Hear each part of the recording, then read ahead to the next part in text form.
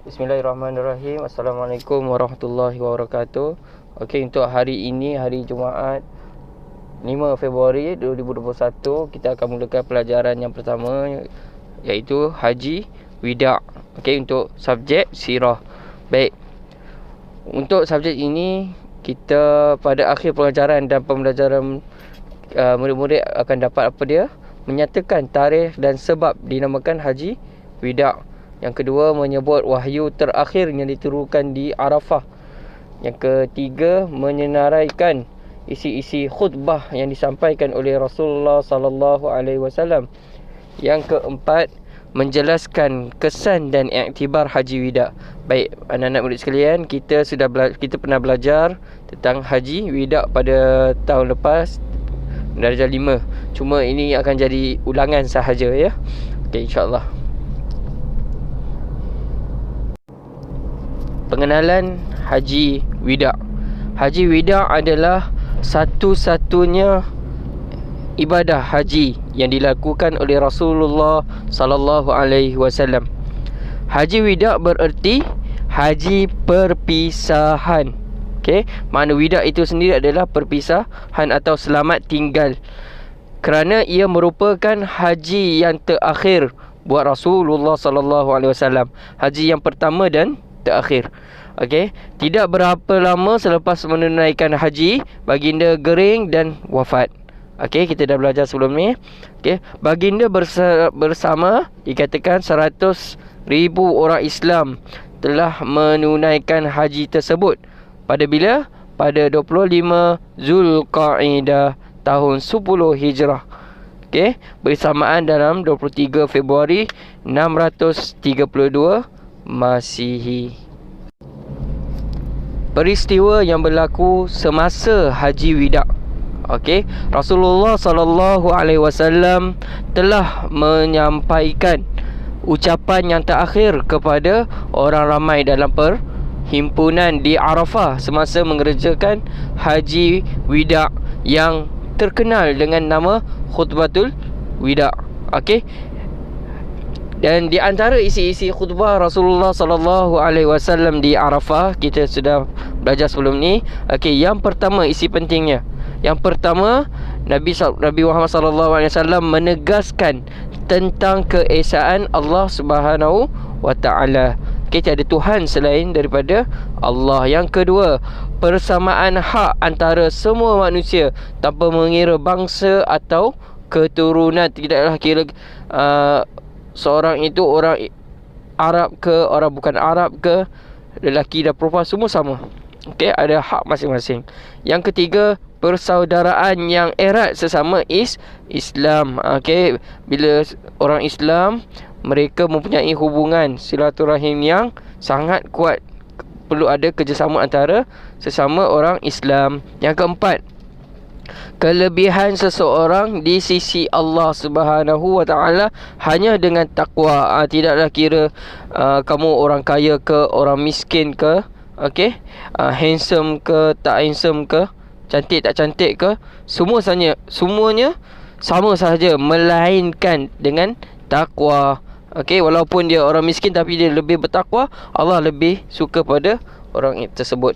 Baik, yang kelima, suami dan isteri perlu menghormati antara satu sama lain. Okey, bertanggungjawab. Suami tanggungjawab isteri, kena saling menghormati sesama sendiri supaya apa? Supaya dapat membina keluarga yang bahagia dan diredai oleh Allah Subhanahu Wa Taala. Okey. Seterusnya, wahyu terakhir diturunkan, okey, pada 9 Zulhijjah semasa di Arafah. Apabila Rasulullah sallallahu alaihi wasallam selesai menyampaikan khutbahnya, turunlah ayat Al-Quran yang menjelaskan kepada umat Islam bahawa agama Islam telah lengkap dan sempurna. Ustaz pernah terangkan sebelum ni tahun lepas. Okey, apa firman Allah Subhanahu wa taala? A'udzubillahi minasyaitonirrajim. Al-yawma akmaltu lakum dinakum wa atmamtu alaikum ni'mati wa raditu lakumul Islam madina. Surah Al-Maidah ayat yang ke 3. Maksudnya apa? Pada hari ini telah aku sempurnakan untuk kamu agamamu, dan telah aku cukupkan kepadamu nikmatku, dan telah aku redha Islam itu menjadi agama bagimu. Itulah adalah ayat yang terakhir. Dan apabila sahabat Nabi, iaitu Saidina Abu Bakar, mendengar Nabi sampaikan ayat ini, maka beliau pun sedih, kerana beliau faham yang apabila telah selesainya wahyu, telah sempurnanya agama, maka Nabi Muhammad SAW sebagai Rasul sudah habis kerja.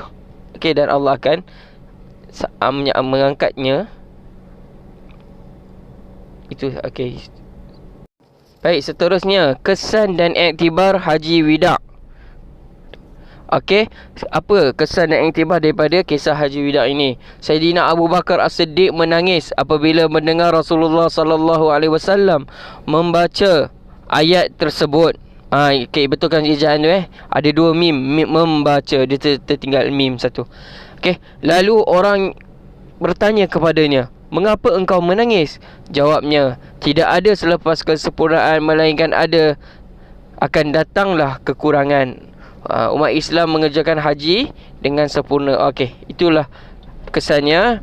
Antaranya selepas daripada wahyu yang terakhir tu, kawan baik Nabi Muhammad sallallahu alaihi wasallam yang daripada awal datangnya Islam adalah Saidina Abu Bakar. Jadi Saidina Abu Bakar sangat mengenali baginda Rasulullah sallallahu alaihi wasallam, dan beliau mendengar ayat ini, beliau faham bahawa hayat Nabi Muhammad sallallahu alaihi wasallam tidak lama lagi.